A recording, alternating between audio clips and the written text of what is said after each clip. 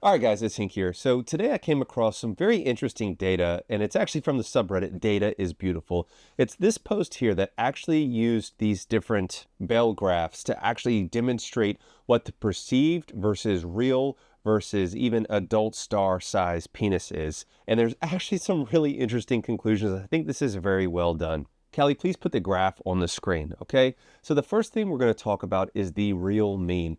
So guys, this is in inches, okay? The real mean size, according to the best data we have, which is Veal et al., the Am I Normal study with over 15,000 men, showed that the average size was right at about 5.16. If you want to be pedantic and round up to 5.17, feel free to do that. But the point is, it was much smaller than people gave credit for. And yes, guys, this is bone-pressed erect measurements. Now, this is more of a global average, not necessarily a Western average, which we will get into. Now, when you look at the women's perceived mean, that is from the 3D model study. Guys, if you haven't seen my 3D model study, it was actually one of the first videos I've done, and also recently revisited that study. Now, they also talk about men's perceived average length at about 6 inches, guys, and that's from a paper King et al., okay? I'll link it below. I'm going to be making an entire video on how 6 inches is not average. I'm sure it's going to get a lot of flack from the people in the chat that just, regardless of how much data I present, will not believe me when I tell you that the average is not 6 inches. It's actually not even close to that.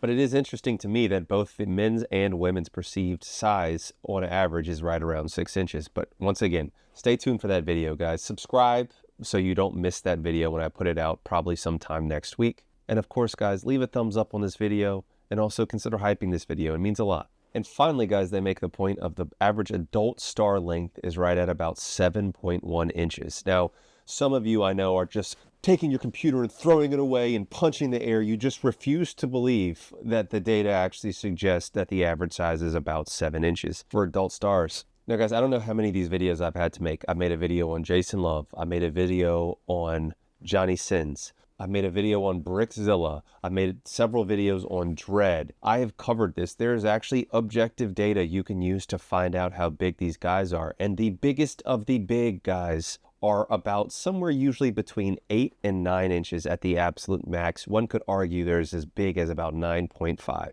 but they're not 12 inches. They're not even 10 inches. And so this is all based on fairly reputable evidence, except for the average adult star mean. That was based on the adult stars measured subreddit that unfortunately is no longer around, but there was a guy that compiled basically all of the data that he could find, and they made an average based on that. Now, the notes on this are particularly important because this is an excellent data breakdown. 75% of these are between 4.4 and 5.8 inches. I've talked about this before in my Am I Normal study paper breakdown. 90 to 95% of them are between 4.4 and actually just 6 inches, okay, at least in that paper. It's very rare that you see a D that's bigger than 6 inches erect, bone pressed. I know that's hard for you guys to believe. And it is interesting that of men's perceived average, 91% of them are actually smaller than that, so are less than 6 inches, and 85% of what the women estimated as average, which was about 5.8, is below that size. And finally, guys, even being 7 inches represents the 95th percentile. I've presented the data before, guys. You should see my videos about the big PP charts for both length and girth, okay, where I break down, based on real science, what these distributions actually look like. Now, there are a couple of points that I want to make. First of all, I do think there's better data than the Veal data to an extent. Most recently, there was this paper here which actually looked at global averages and actually had updated based on only measured length. Now, the Veal data had 15,000 participants. This had less than 6,000, but it was still a good number. And what they found was that the global average was actually closer to about 5.4 inches in this study. And yes, the global average. And guys, it is important to know that this is bone pressed. Now, the one thing I do wish that they showed was actually the somehow data on the perceived average adult star length, because I swear every dude and girl thinks that the average adult film star is about 9 inches long. That's just grossly inaccurate. Only the biggest of the absolute big, the absolute freaks of the industry are that size. Now, there's also a couple caveats on this data. So on this graph, they're actually mixing bone pressed and non-bone pressed measurements to an extent. So guys, when I say bone pressed versus non-bone pressed, so what we're talking about is the difference in actual measurement. If you have a bone pressed measurement, which is the most accurate measurement, it's when you basically, so let's just pretend your D is pointing out here, okay? It's when you take a ruler and you press in as far into the pubic bone as you can go and you read that measurement, and that accounts for the fat pad, okay? Because the fat pad can fluctuate a lot, so it's not very scientifically accurate. So that is a bone pressed measurement, pressing all the way in.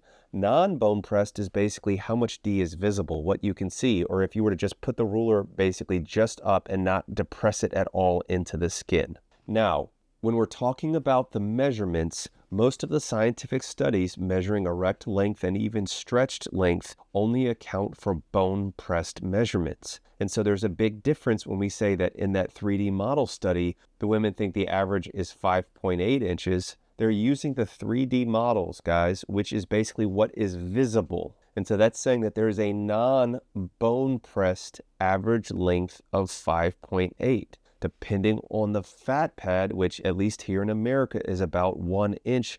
That can make a huge difference in size. So I've talked about this before, but in that 3D model study, you can see that they hand a chick a model and say, you know, what is your preferred size? And they pick the size based on that. It is only what's visible. How you would potentially translate that if they say, oh, in that study, the preferred size was 6.3 inches. Well, that means 6.3 inches visible. And if you have an inch fat pad because you're an average American that doesn't work out or eat what they need to enough or eat healthy enough, then that means they're really looking for a 7.3 inch bone pressed D, which is almost 2 inches bigger than the actual average size, which is 5.4 inches bone pressed. So that is an important distinction there. I also think it's important that we discuss that the fact that length doesn't matter as much as girth, guys.